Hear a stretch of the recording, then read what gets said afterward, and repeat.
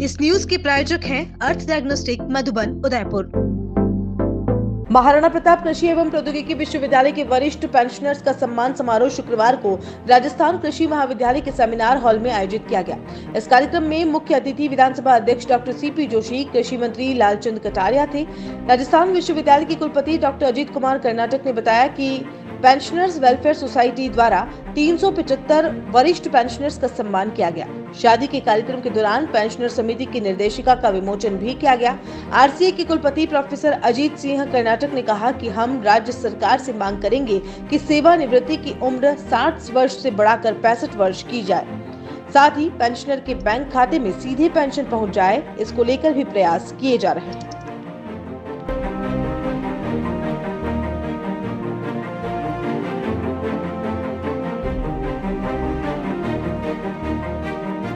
आज महाराणा प्रताप कृषि एवं प्रौद्योगिकी विश्वविद्यालय के पेंशनर वेलफेयर सोसाइटी के पेंशनर के सम्मान समारोह के शुभ अवसर पर हम लोगों के बीच में विधानसभा अध्यक्ष राजस्थान के परम आदरणीय माननीय सीपी जोशी साहब पधारे थे।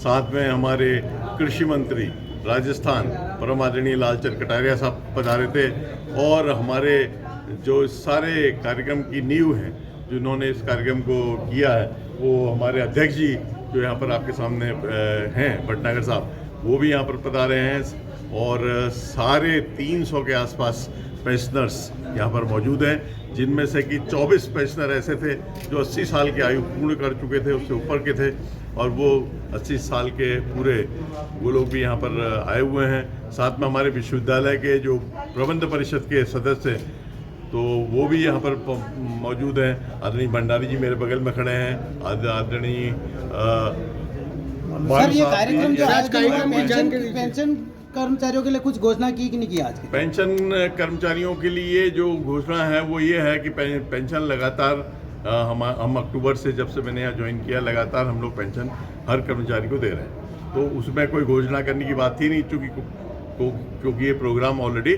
चल रहा है। साथ में जो हमारा ग्रेजुएटी का मामला था, जो ग्रेजुएटी इन लोगों को नहीं मिल पाई थी, तो अक्टूबर माह तक जब मैं आया तो अक्टूबर माह तक मैंने सारी ग्रेजुएटी उनको प्रदान कर दी थी। उसके बाद जो अभी तक सारी की सारी ग्रेजुएटी मैंने अभी तक किसी की भी जिसके कागज पूरे हैं उसको 20 लाख रुपए की ग्रेजुएटी उसको प्राप्त हो गई। तो अभी कोई ऐसी समस्या नहीं थी, लेकिन हम लोगों का एक जो डिमांड थी वो ये 2 डिमांड मेरी थी और वो इनकी डिमांड मैं नहीं कहता हूँ, क्योंकि मैं इनकी तरफ से डिमांड रख रहा था। सरकार से मेरी प्रार्थना थी और प्रार्थना इनकी भी है, हमारे भटनागर साहब की। पहली प्रार्थना तो ये थी कि ये जो पेंशन है तो ये इसको सरकार के खाते से कर दिया जाए। इसको सरकार के, जैसे कि अन्य प्रदेशों में है, 5 प्रदेशों में है, तो वहाँ सरकार देती है, तो पेंशन को विश्वविद्यालय के ऊपर न डाला जाए बल्कि इसको सरकार के माध्यम से दिया जाए। तो सरकार के माध्यम से आप देंगे तो हर महीने की 1 तारीख को ट्रेजरी से हर एक व्यक्ति को पेंशन मिल जाएगी, उसके खाते में क्रेडिट हो जाती है 1 तारीख को, 2 तारीख को ले लेते हैं। और मुख्यमंत्री जी की घोषणा में भी है कि वो ऐसा करने वाले हैं। तो अभी मेरी बात भी हुई डॉक्टर सीपी जोशी साहब से, उन्होंने कहा नहीं, कर्नाटक जी हम इस बात को आगे बढ़ाए हुए हैं। और लालचंद कटारिया जी से मेरी बात हुई, उन्होंने भी इस बात को कहा है।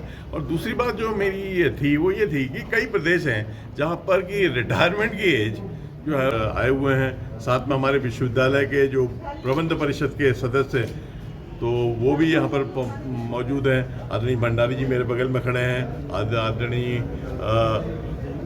सर, ये कार्यक्रम जो आज पेंशन कर्मचारियों के लिए कुछ घोषणा की कि नहीं की? आज पेंशन कर्मचारियों के लिए जो घोषणा है वो ये है कि पेंशन लगातार हम अक्टूबर से, जब से मैंने यहाँ ज्वाइन किया, लगातार हम लोग पेंशन हर कर्मचारी को दे रहे हैं।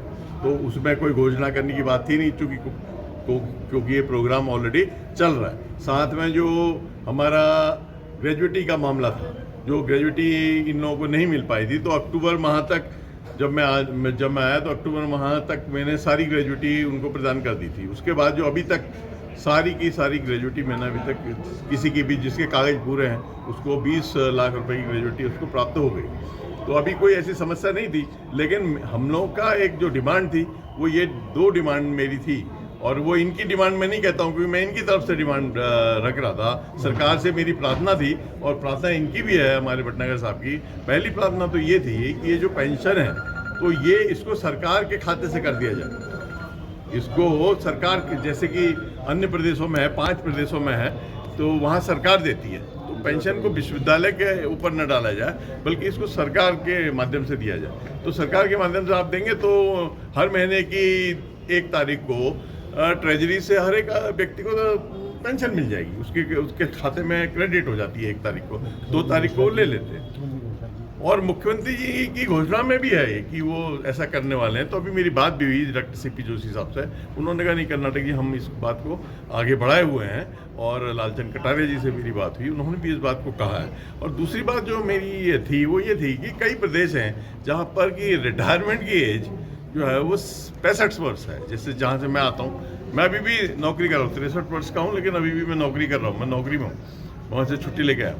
तो मैं चाहता हूँ कि यहाँ भी जो रिटायरमेंट की एज है वो 65 साल हो, और ताकि 5 साल में जो असली जो अनुभव है उसका जब फायदा लेने की बात आती है, जैसे फल जब पक जाता है तभी उसको खाया जाता है। अब आपने आधा फल, कच्चा फल ही आपने तोड़ दिया, तो इसी तरह से जब इनका अनुभव होता है, जो इनको 60 साल पे जो अनुभव होता है, उसको हम 65 साल तक उसका फायदा कृषि को, हमारे वैज्ञानिकों को, हमारे छात्रों को, हमारे अनुसंधानकर्ताओं को, हमारे एक्सटेंशन वर्कर को मिल सकता है। और ये 65 साल तक कोई ऐसा नहीं है कि स्वास्थ्य संबंधी कोई समस्या होती है आजकल।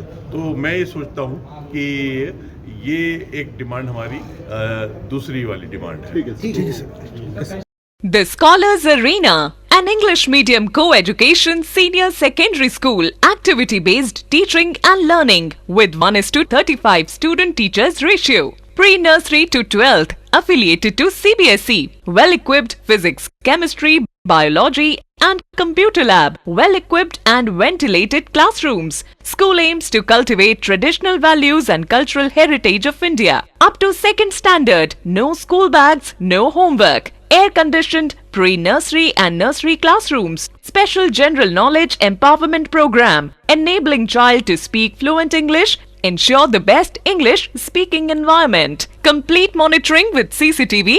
Well-equipped indoor and outdoor game facility. Extra co-curricular activities. School also ensure full security while pick and drop your child. The Scholars Arena English Medium Senior Secondary School near IOC Petrol Pump, Savina Bypass, Sector 9, Hiranmagri, Udaipur. Our second branch, the Scholars Arena English Medium School, 29 New Swaminagar, 100 Feet Road, Tekri Madadi Link Road, Udaipur.